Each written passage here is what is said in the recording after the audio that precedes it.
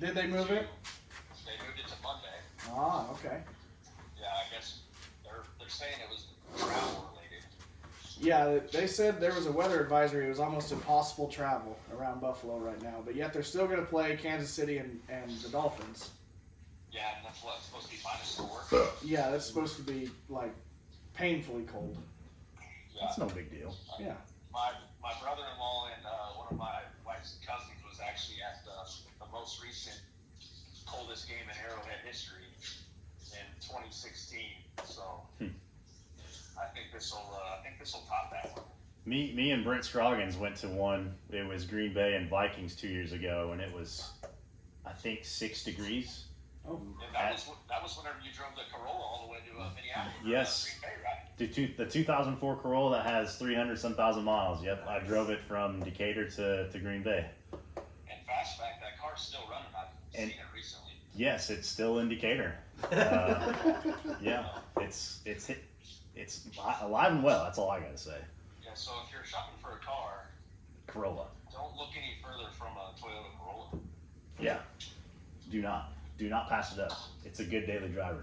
Camrys, they can get some miles out of there. That's for damn sure. Yeah. So what's the topics, fellas? What are we talking about? Well, we are blessed with Gruber and Ronnie here. What's up? Go ahead and introduce yourself, Ronnie. I don't know anything about you. Okay. My name's Ronnie Putnam. I met Austin through jiu-jitsu. He came in. I'm his jiu-jitsu coach and MMA coach when he decides he wants to throw on gloves every once in a while, but for the most part, jiu-jitsu coach. We run a jiu-jitsu MMA gym in Mount Zion, Illinois. And what's that called? PSF Mount Zion. PSF is Pedigo Submission Fighting. That's where our black belt comes from, Heath Pedigo, from Mount Vernon, and we're under him, and we just embody. It's not even. It used to be like a team. It's almost a mindset now. It's very hard nosed. You got to be tough. If you're not tough, then you're not going to last too long at it, because we go hard, and it's just how we work. That's how our brains are wired, and that's the best way to, in my opinion, it's one of the best ways to train. Absolutely. So did you guys move from Moweaqua to Mount Zion? You don't have the Moweaqua one anymore? We don't have the Moweaqua one. We moved to Mount Zion. It's a better market. For a success of a gym, it's a way better spot. We have our own building, not a portion of another building. It's our own. We get to do with it as we wish. It's so much nicer now. And now we're getting a lot of people coming in. We got hooked up with the Mount Zion wrestling program. They love it, so they're starting to come in and getting extra wrestling work in. And we got a guy is teaching wrestling. His name's Connor. He is one of the best wrestling coaches I've ever met. A great wrestler and jiu-jitsu guy on his own, but coaching wise, he's very good at explaining small details and making you realize that those small details are important. And that's when you're trying to learn something like a combat sport like that, it's everything, is knowing when those small details are important and when they're not. And he's very good at teaching that. So he got hooked up with Mount Zion Wrestling, so those guys are starting to come in, and we're seeing pretty good numbers and we just moved there start of the year, and we already see a growth. We've probably grown at least 50% in 2 weeks. Wow. With that, we've been there. That's been incredible. That's been incredible. Another little tidbit. Sorry, Rob, go ahead. You guys are right around the corner from me, basically. Yep. I'm right down the street from Mount Zion. Yep. Yeah, another little tidbit about Connor, he's such, and this speaks to how good of a coach he is, right? So, talked last time I was on here about how I don't have any wrestling experience at all, right? And as a big guy in jiu-jitsu, that's a real detriment, because almost every big guy that does jiu-jitsu does it because they can't wrestle anymore. So, there were some painful experiences for me at first whenever I didn't really know any wrestling at all. But Connor is so good at not only those really advanced techniques of teaching guys that have wrestled their whole life, but also teaching dudes that don't know the first thing about wrestling, don't know anything about it. Yeah. You know, so that's a testament to how good of a coach he is, man. He's awesome. Interesting to hear. What's like? I know you guys always talk about mentality, and golf for me has been like a huge mentality sport, but I hear jujitsu is just different level. I mean, you were talking a little bit about it, but I mean, Gruber, when we had him on episode 13 or whatever it was, he talked a lot about how jujitsu has just opened up his ability just to cope with things. I mean, it's really helped him mentally. Yeah. Do you got anything else you want to add about the I hear that a lot, and I never really had a problem with that, and I let my privilege show a little bit here. I never really had too many mental problems and things like that, but I hear so many people come up and tell me, like, man, if it wasn't, like, I took a week off and I just felt worthless. I want to get back in there. Or even the people that take more time off, they're like, man, I forget how much it's good for me. And the people that start like, man, if I didn't get into this, I don't know what I would have done. And I think it's just, and I did listen to the episode that Austin was on, and he was right. It's such a, when you go in and you're going to get your butt kicked, you're going to go in there and someone's just going to absolutely wreck you, and you can't really do anything about it but try to get better and let it not happen as much. It takes all the little minor things that life throws at you and throws them out the window. Mm-hmm. I don't, my mortgage is running a little bit like, well, that's bad, but also there's a 300-pound guy that's going to try to choke me unconscious.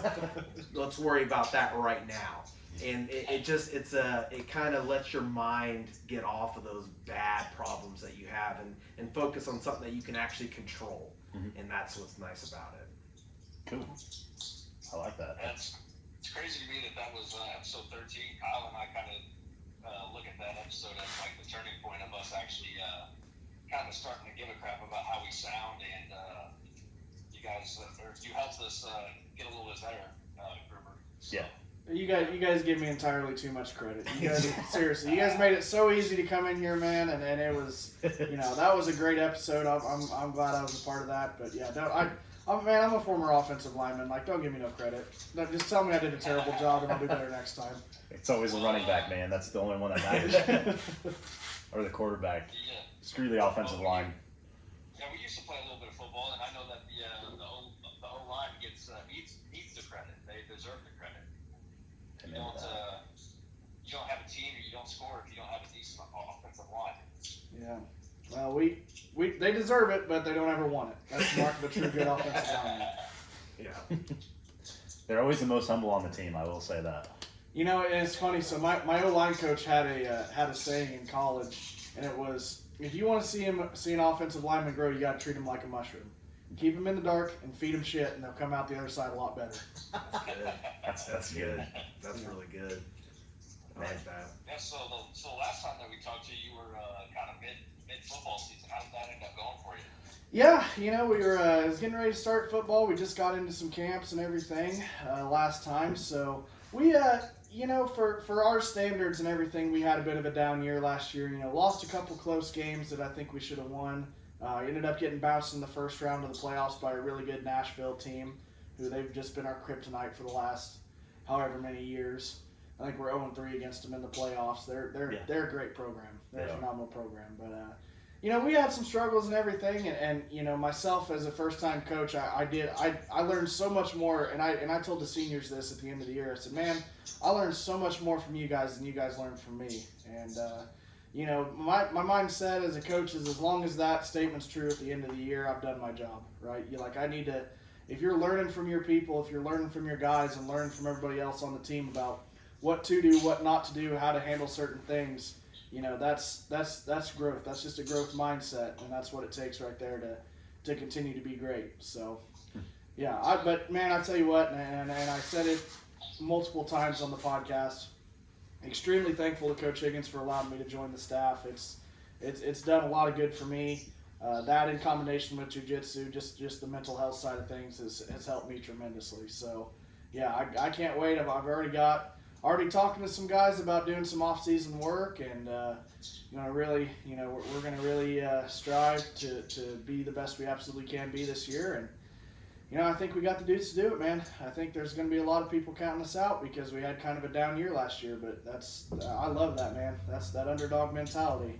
Not to steal too much from the Eagles, but man, I'm gonna have to buy me a dog mask for too long. Oh shoot! Now that'll be good. I know typically I always look at Pana as one of the better programs in the area for sure. You guys don't stay down long, and you guys get down at all. Yep, absolutely. We don't rebuild, we just reload. Yeah. Pretty You much. need to get past that quarterfinal. That's know, what's man, kicking our dude. butt. I mean, that quarterfinal curse is real, man. it really is. I know. I don't know, because at first it was the second round. We couldn't get past the second round.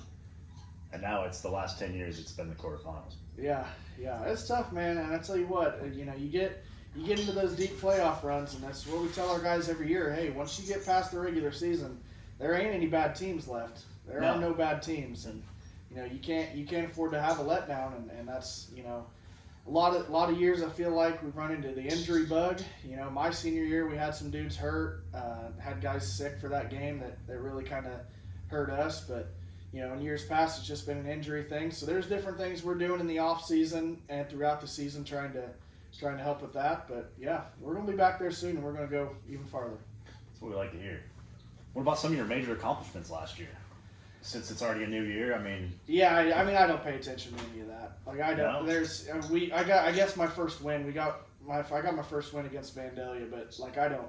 I had a couple all-conference guys. I'm very proud of those guys. But beyond that, once that final horn goes off in round one, I'm like, all right, well, what can we do next year, right? I was already talking to guys on the sideline, like some of the younger guys. Hey, it's your team now. Like let's start acting like leaders and everything like that.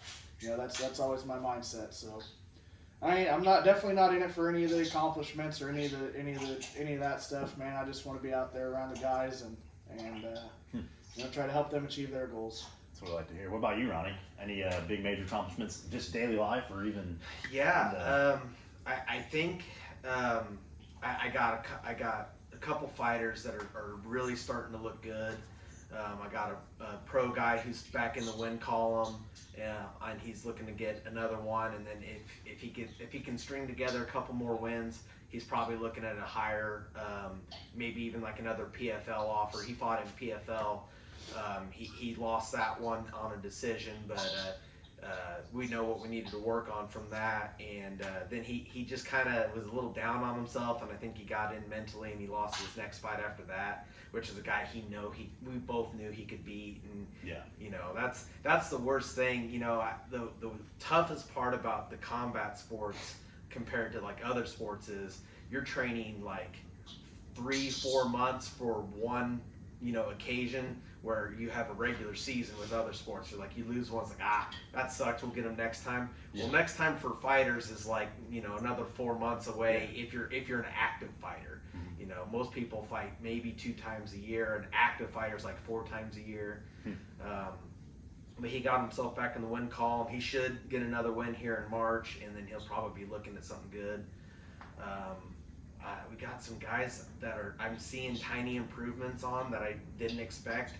I've seen some guys, every once in a while you get a guy in who's like, I think they'll be okay. I think they'll be good. And then they just hunker down, dedicate themselves, and they start looking really good. And I can see improvements in people, and that's the best part, man. When you see someone's like, yeah, that's good. Or my favorite one is when they hit something that they learn, and they look over at me immediately as they hit it, even in practice. Yeah. They look over at me and like, make sure I'm watching. Yeah. Yeah. It's like, right, coach, right? Like, yeah, you got it. Way to go. That's what I like to hear. But yeah. So what kind of like training before you guys even start? Is it just kind of like just calisthenic kind of warm up, or do you guys just get? I like to get right into it. Okay. Kids program stuff. Running what we call warm-ups, which are basic jiu-jitsu style movements, and doing those over and over again. That's really important for a kid because it builds those motions in. But when you're an adult and you say, hey, let's go do shrimp laps, which shrimps are like where you move your body and you look like a shrimp swimming through the water, but it's a motion we use constantly in jiu-jitsu. Mm-hmm. no one's going to be like, yeah, I want to go out and do shrimp laps. They want to learn technique and they want to roll, and that's, you know, I leave it on people to do some of that stuff on their own. Like, you know, hey, if you have no idea what to do, ask me. I'll tell you some things you can do at home, like what we call solo movement drills, like shrimping, bear crawls, and different kind of things like that. Like, you can do that at home at any time, and you know, no big deal. So I don't make guys do that, but I like to get right into it so they can start learn something new, or improve on something they already know as quickly as possible, because I only get them for 2 or 3 hours, you know. So some people only get them for 2-3 hours a week. Sometimes I'll see them more than often, you know, if there are people that come in all the time. So I want to make sure I get them their best bang for their buck. Okay. So yeah, you only get to you're only open like a Monday or something, and or are you open? We're open every day. I'm only teaching 2 times a week. Where I come up, I do a class where we teach in the gi, which is with the robe, the kimono, the thing that most people hate. That ain't real. Ain't no one wearing a gi out in the streets. Like, well, you're right about that. But if you do see someone wearing a gi out in the streets, just walk away, man. They're either really good or unstable. So either one, just walk away. Yeah. But I teach a gi class, and then I teach a no gi / MMA class. That way people can get a little bit of everything if they wanted. We also teach wrestling in another no gi class. Connor's really stepped up since we moved to the new location, and he's teaching a lot. It's an hour drive for me to teach, so one way. So he's really picked up the slack and been able, because he lives there in Mount Zion, so he can actually teach more often, and then if I need a break, he'll be more than happy to take over for me. And we got a bunch of people in the gym that are willing to cover, which is great. But they're my students, so I hate to not be there. So unless I'm like dying, I'm normally there. Yeah. Yeah. So how big is your guys' group then? Like I mean, we probably have on a right now on a regular night we're getting at least 10 guys, which that's impressive, because there was times when we were at Moweaqua, we were a lot smaller. I think the market change helped out a lot, but there was nights where I think there was a night where you showed up and it was just you. Oh, wow. I think it was just me for a little bit. I think Rev showed up. And then Rev showed up later. Yeah. So just 2 guys. Yeah, it was like and that was a night that I left very, very sore, because Rev, he's a D3 wrestler for Milliken, just an absolutely stacked human being, just strong as an ox. Yeah. He was not fun to roll with. I got beat up a lot by Rev when I first started, but you know. There's a lot of good Milliken wrestlers. They're great. I think Milliken has a great program. They do. They got a great. They just built one on Wood Street. Like I think it was like 4 years ago. They built a facility. Then they had a drive-in, didn't they? Well, yeah. The ambulance got T-boned. Oh, and okay. the ambulance actually went through. Well, I think they're going to the scene or whatever. There was no one in it, but. Okay. But yeah, I think somebody ran the stop sign out on Church and hit the ambulance, and the ambulance went right through the building. Oh. So. Yikes. Dang. But yeah, it's a great facility. I mean, I've been in there once whenever they were doing it, and they had a nice weight room and nice mats, and it was a good spot. And you know what? The awesome thing about having more of these people is it allows us to do more things, like, you know, we can have guest seminars in and everything, right? Yeah. We've got a guy coming in. What's the date on that, Ronnie? Do you remember? Pull that up. Make sure I get that completely right. So it'll be a wrestling seminar by Michael Pixley. So most people probably aren't going to know that name, but if you know Michael Pixley, if you follow any sort of wrestling or anything, he's an NCAA champion wrestler, one of the hottest jiu-jitsu guys in the world right now, just in terms of just being like, he's going to be a stud, and he's going to start winning all these huge tournaments. He's going to come up and do a seminar for us, which is awesome. And Ronnie, March 2nd. March 2nd. Okay. I butchered that a little bit. Go into some of Pixley's accomplishments. Yeah, so two-time NAIA wrestling national champion, and one-time Division II national champion. Wow. NCAA Division II. And with wrestling, I learned this being around wrestlers more often. I learned this. division means nothing. That's exactly. If you're a D3 wrestler, D2 wrestler, D1 wrestler, it doesn't matter. It's the college. It depends on the college, exactly, because Milliken's D3, correct? Yes. And they, like we said, great program where there's some good there's always going to be good Division I programs because they're always going to have the money to be able to have the good facilities and stuff, but it doesn't really matter. Especially since it's a solo sport.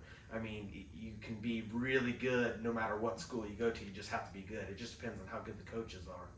Yeah. But Pixley he is an intense individual. One of the nicest guys I've ever met. But when he's got a switch, and I've seen him roll with kids and been just play with them, and they're doing good, and it's great. It's fun to watch. Because I know this guy kills people. I mean, just destroys grown men and makes them not want to be out there anymore. He has a mentality of, why are you stepping on this mat with me? Why do you deserve to step on this mat with me when he's going? Yeah. But once that match is over, the switch flips back off, and he's into, hey, that's pretty cool. You want me to show you what I did? Yeah, you mean what you did to wreck my world? Yeah, please. Yeah. Oh man! So that's awesome. And then we got some other really cool stuff going on. We've got a women's only class. It'll be women's only instructors taught by Sun Yoon, who is, and I'll let Ronnie talk about her here in just a second. But she's incredible. She is going to be a world champion one day. She'll be teaching those classes and everything. So just so much exciting stuff with this new location. We're so happy to be able to get on here and talk highly about our gym because. We don't have to act, right? We've really got some really cool, great stuff happening, and it's right there in the Mount Zion Decatur area, right? It's not like you got to travel up to near Chicago or down by St. Louis. This is in it's in your backyard, right? Yeah. It's awesome. That's huge for us too, because we're always Decatur definitely isn't what it used to be, but as far as new opportunities like this, we're guys like Kyle and I definitely get excited about things like this because somebody gives a shit about being in the Decatur area, and you guys see it as an opportunity just like we do. Mm-hmm. Right, absolutely. So a little bit more about Sun Yoon for the fine folks. You mean the 14-year-old girl that makes grown men tap out and cry? This is not an exaggeration. 14-year-old girl. That's this crazy. is not an exaggeration. I will roll with her on a pretty regular basis whenever at class. I'm helpless. I a grown ass 300-pound man is helpless against this 14-year-old girl. She ties me in knots. Who is 100 pounds soaking wet. Yes. I mean, it's. She is absolutely incredible. Yeah. Yeah. She's very good. She's very technical. We call her a little robot because she will see something and then immediately learn it. And I call that, or someone, I think it was Michael, that's Michael's her father. He's the gym owner, and we're partners in the gym, but he's the one that owns it, and I'm just the coach. But he was the one that started calling her that because he would see that, and then, but he also put me onto a phrase that has forever changed my thinking of athletes, and it's kinetic geniuses. Yeah. Someone that just knows body movement. If you show them how to move their body once, they understand it. Or if they can figure out how to move their body to make whatever it is they want to do work. And it's something I see a lot more often. But yeah, she is so good because she loves it. And you would think she's someone that's getting pushed into it. It's like one of those kids where their parents are pushing them because they see some talent there. It's oh, we're gonna push her on it good. But no, she loves it. She is the one that is teaching the kids. That is her class. She teaches the kids class. And anytime that we have anyone that come in and say I don't know if I want a little girl teaching my kid, I was oh, well, go out and roll with her and see how that works out for you. And it's no one's ever taken us up on that offer, and I always wish they would because it is fun to watch her just make. We always had a saying. It used to be when she was smaller, and she's gotten really good very quickly lately. But it used to be well, if we had to use full strength against her, we lost. That was in our brain. Anyone that rolled with her is keep that in your brain. If you're using all your strength on her, you lost. Mm-hmm. But now, if I'm not using my full strength on her, I'm gonna be unconscious pretty quick. She is very, very good. She's awesome. She gets on your back. She's like a monkey. Gets on your back. You can't get her off, and she will choke you unconscious, and not feel bad one bit about it. As she shouldn't. Yeah. Exactly. But yeah, she's incredible, and she is going to do some great things in the sport. She also wants to fight. She wants to be an MMA fighter, and then after that, she wants to go to the WWE. She's got her life planned out pretty good. She's going to have pretty good money, and this gym is going to be her retirement. So once she's done competing and everything, that's why we want to build this gym up, so she's got a good retirement plan. She can come down. Now she can just go in and teach, make her money off of that. That'd be great. Cool. Now, is this girl local? Yes. Yep. She lives in Mount Zion. Okay, that's interesting. Yeah. That's even better for her too. I'll definitely be pulling for her. I know Mount Zion actually has a pretty good wrestling program as well. Yeah. They do. So that's exciting. Yeah. Mount Zion's got a great wrestling program, and they're gonna get better because now Connor's there. And like I said, he is a genius, so it's really good. He's gonna help them out, make them good, and then they're gonna help us out by giving us numbers and bodies so everyone gets better. That's the thing with this sport is it's an individual sport at the end of the day, but if you don't have a good team where everyone's pulling for each other, it's just not worth it. Yeah, You're not in the right absolutely. spot. And I brought that up on the last podcast. Is just the incredible people we have at that gym, and we still do, right? Yeah. That hasn't changed because it's so good that we naturally weed out those that don't need to be there, Yeah. right? And And you should, and, yeah. I and, mean, and it's you just don't want them on your team anyway. If they're- right, Yeah. but and they just naturally leave because they're just not of the same mentality. They don't care the way we do, and they don't care about their teammates the way we do, right? And you never want to, I don't want to make it seem like that's our goal is to run people off or No, anything like yeah. that. But I mean, Ronnie's been around this, and like there's toxic people that come in and they have an ego, and they just either they don't listen or whatever it is, and those people don't last in this sport. You cannot have an ego and last in jiu-jitsu. You just can't do it. No. Right. Yeah. So that's something that we just it kind of naturally happens for us, and it's phenomenal. And I think that's why we keep attracting great people. Yep. Yeah. So you guys talk about the egos. I had one on my TikTok. So ever since we had that episode on my TikTok has just been jiu-jitsu Yeah. and MMA. Awesome. But It's there's working. Yes. yeah, yeah. So there was this one video of this ego powerlifter dude. I don't know if you guys seen this one, but he goes into this gym, to the jiu-jitsu gym, Oh yes. and Yeah. I've he seen that. totally gets just wrecked. yes Mhm. by the coach, and it was something funny to see because this guy's got muscles, probably 22-inch arms, Yeah. and just getting wrecked by this 160-pound dude. Yeah.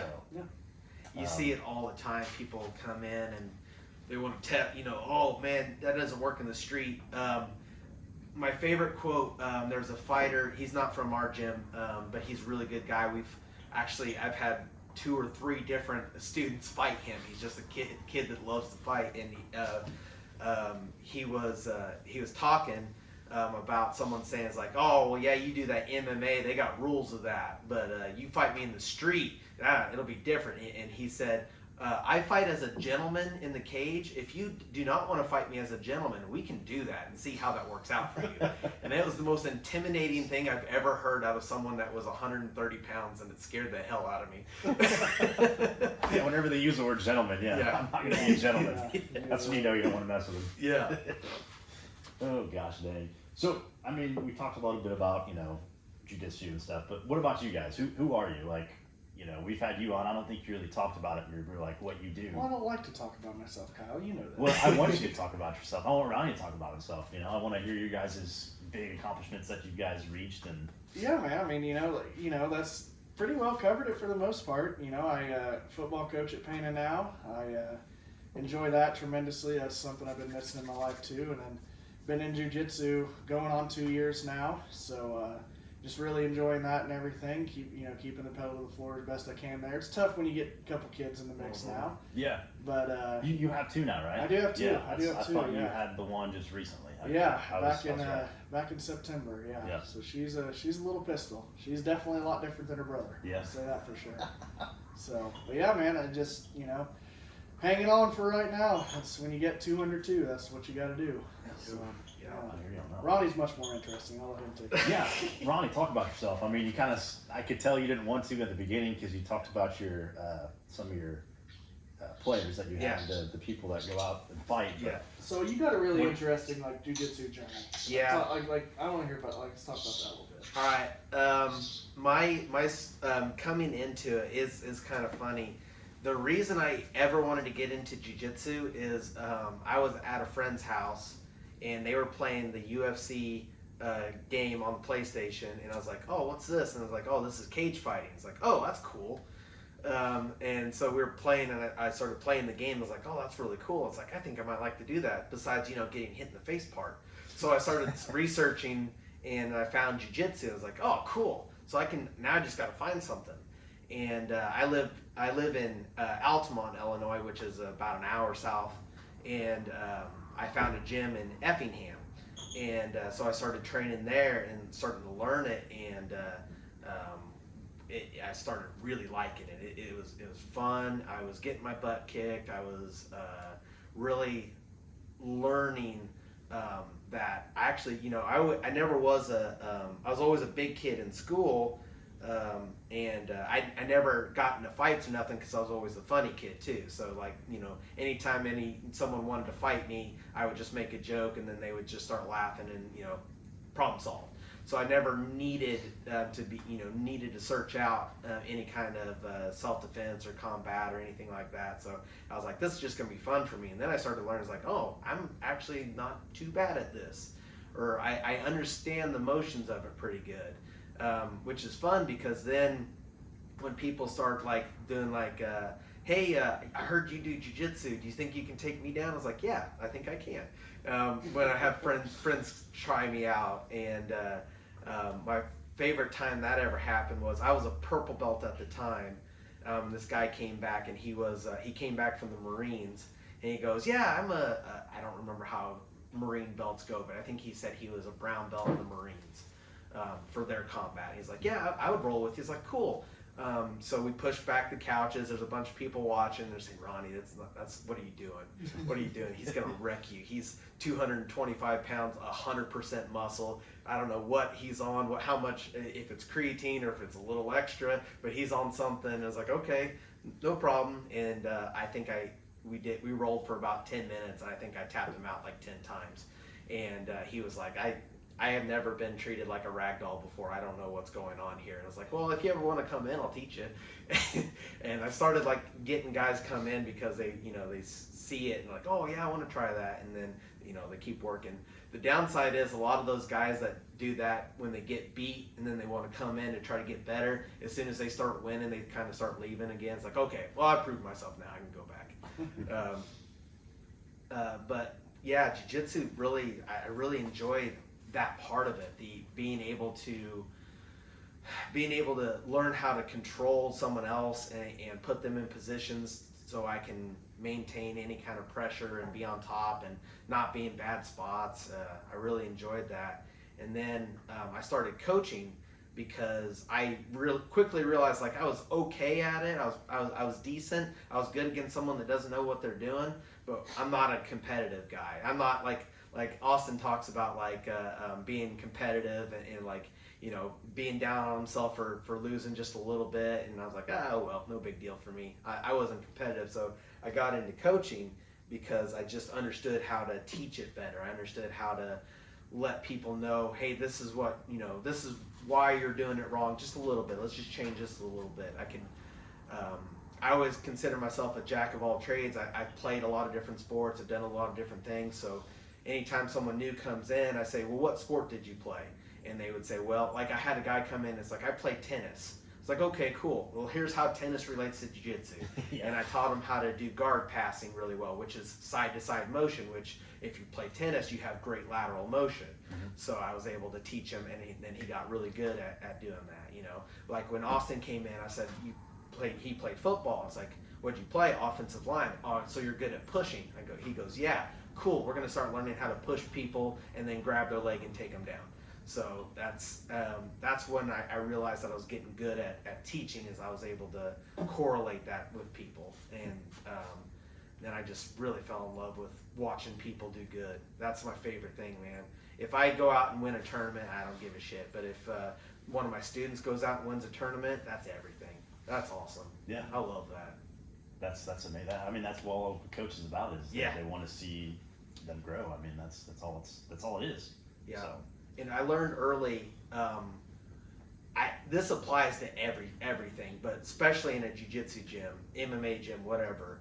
You take up 3 roles. You are either a competitor, you're a coach, or you are someone that is helping getting competitors ready. As long as you fill one of those 3 roles, you are a great teammate. That's it. Because if you're a hobbyist and you're like, I just want to do this for the fun of it, as long as you're giving guys hard roles and they're having to get better, you succeeded. You became a good teammate.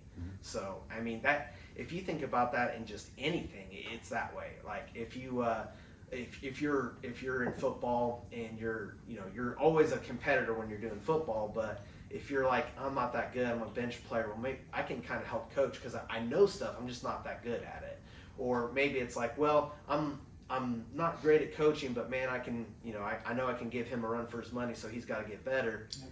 You fill that role. As long as you're filling one of those 3 roles, you're a good teammate. That's something, man, that, from a football background, it's scout team guys, being a scout team guy, right? Yeah. Sometimes for a lot of people that's like an insult to them, but no, man, like I'm telling you, if the best teams I've ever been on have had absolute studs as scout team guys. And if you can have that, especially in like a jiu-jitsu gym, and the sky's the limit for you, especially if you're trying to be a competitor, trying to be a world champion. Like, if you got people that are willing to sacrifice their time to come in, and even though it's a hobby for them and they enjoy it and everything, but they want to come in and see you get better, man, that's so valuable. It's so valuable. Yeah, I agree with you on that one. I mean, it's hard, but you just go through it. I mean, it's no big deal. But fellas, I gotta hop off the call here. I'm over at my grandparents doing some work, and they're delivering a refrigerator. Ronnie, it was great to meet you, and obviously Austin, it was great to hear from you again. Yes, sir. Yeah, yes, sir, absolutely. Yeah, sorry I couldn't be there, fellas. That's all right. Did you bring back a T-shirt from Florida or anything?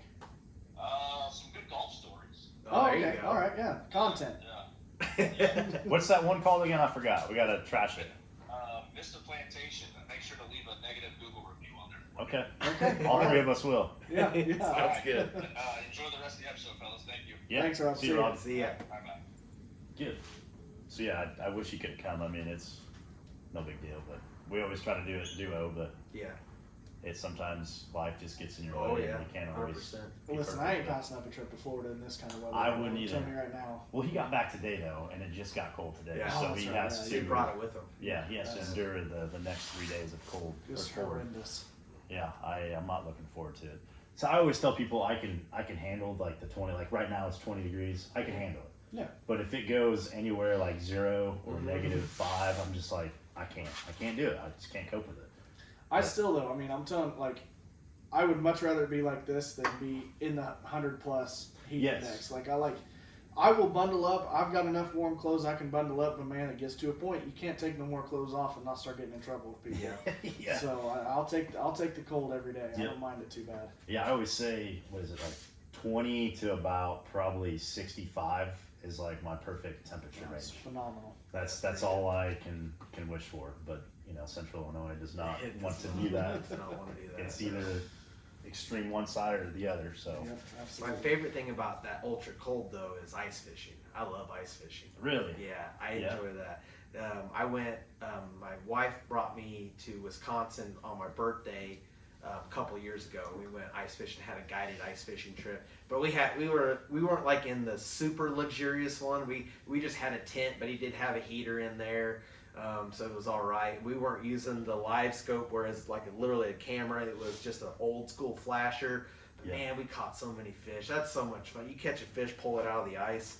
That's pretty good. I like that a lot. Kind of feel like a caveman, kind of like That's your criminal, guy right there. That's cool. Yeah, because I always talk to people that I know a lot of people up in the UP. Oh, and yeah. They would always talk about going out in the bay, like up by Marquette or something. Mm-hmm. They said it's very dangerous, but it's probably the best time they ever had. I mean, it's kind of you can relax and just think about things going on in life, and it's quiet.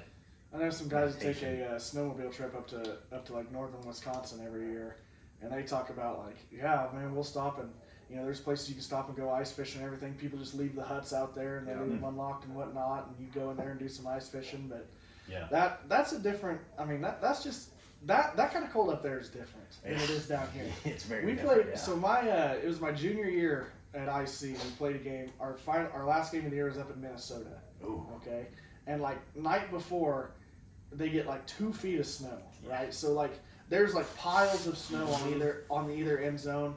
Like we got the giant coats and the jet heaters on the sidelines. Yeah. It was so cold. It was almost too cold, like per conference rules, to play the game. Like it has.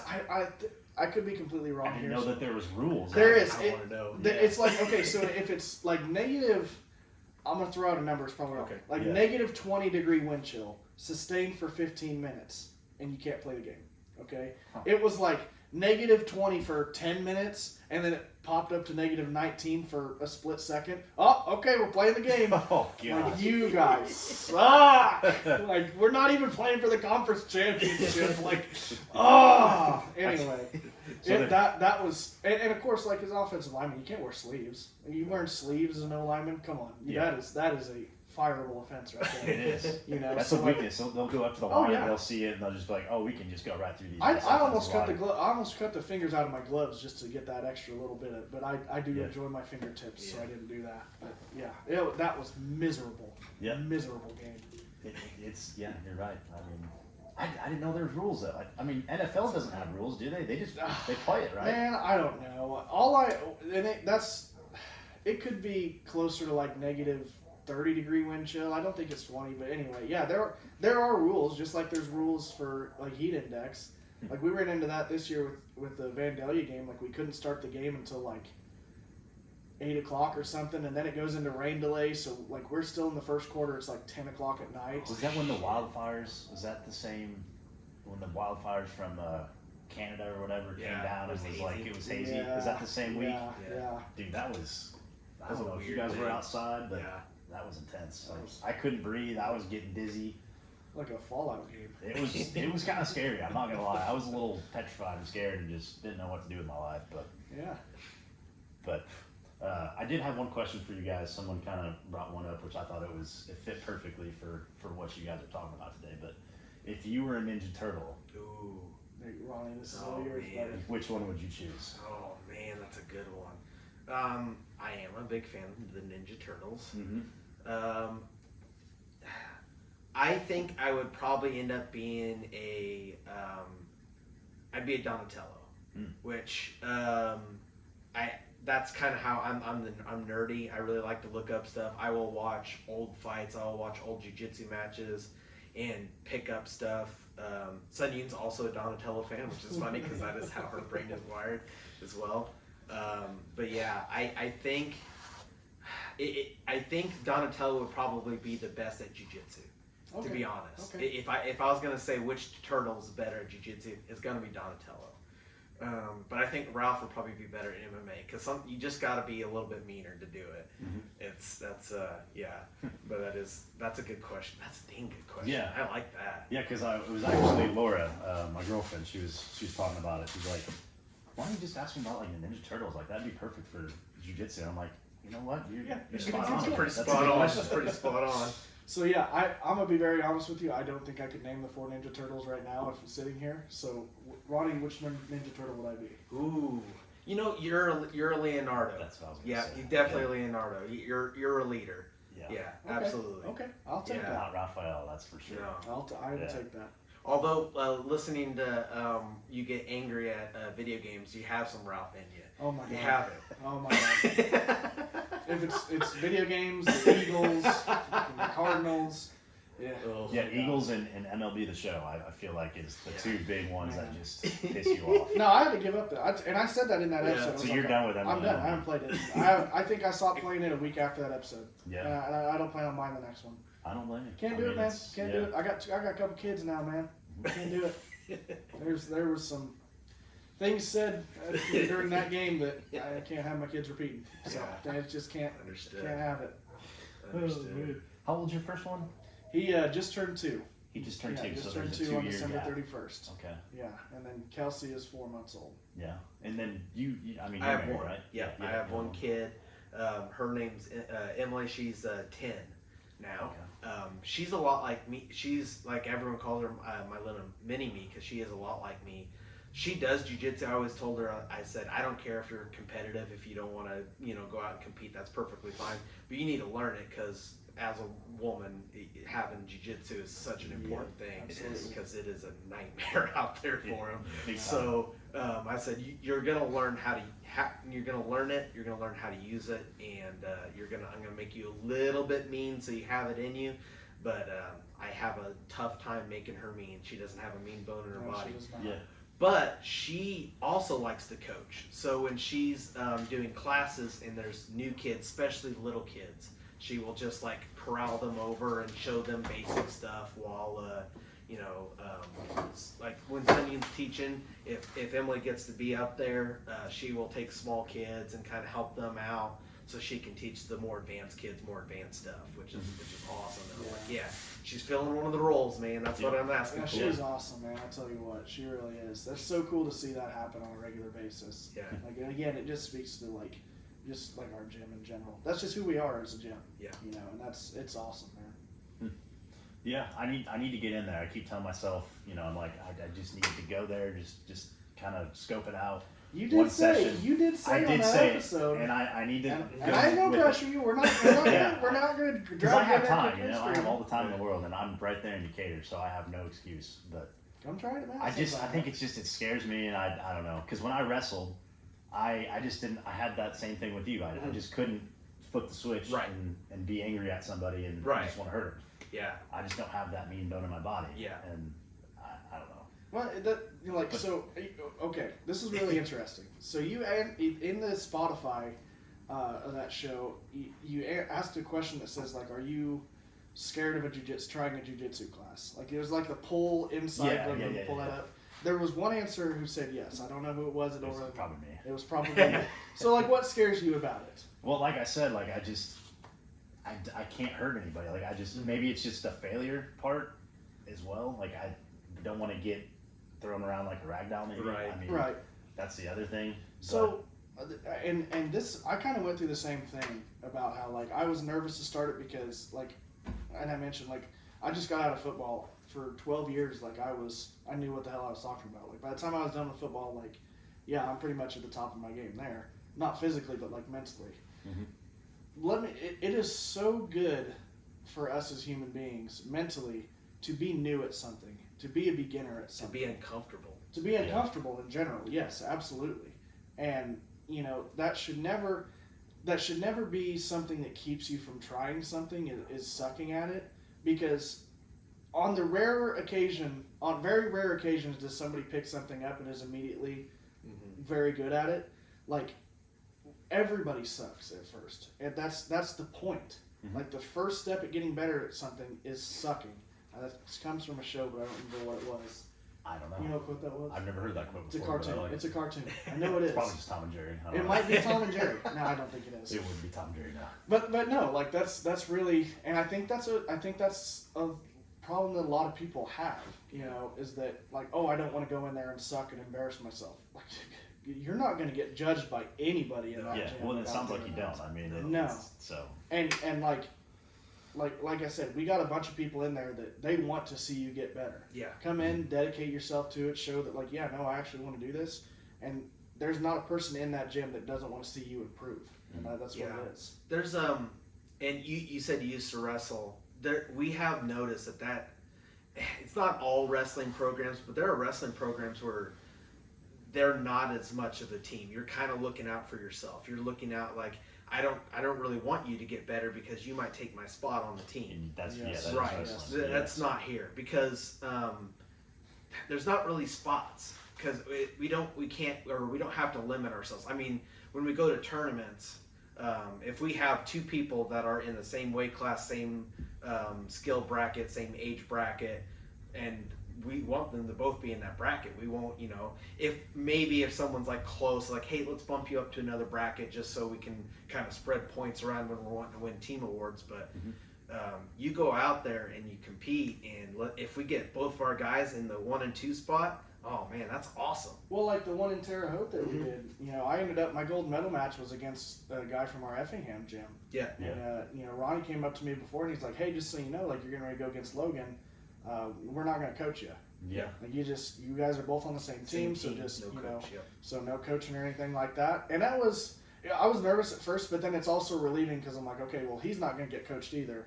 Yeah, So so I just got to trust. even. I just got to trust what I've been learning and just do that. And that's, I was able to get the gold medal on that one. But yeah. Which coaching at a tournament, there's really not much you do.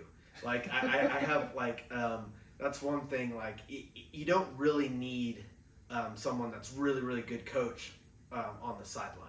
What you need is someone that is just good at keeping you mentally where you need to be beforehand. But a good coach gets their work done in the gym. Yeah, that's exactly how wrestling was too. Is you learned everything your training was your coach. I mean, you just got to remember the moves, remember exactly when to do it and where to do it. I mean, right. So. And like there's some things like that's helpful, like me telling you what the time is.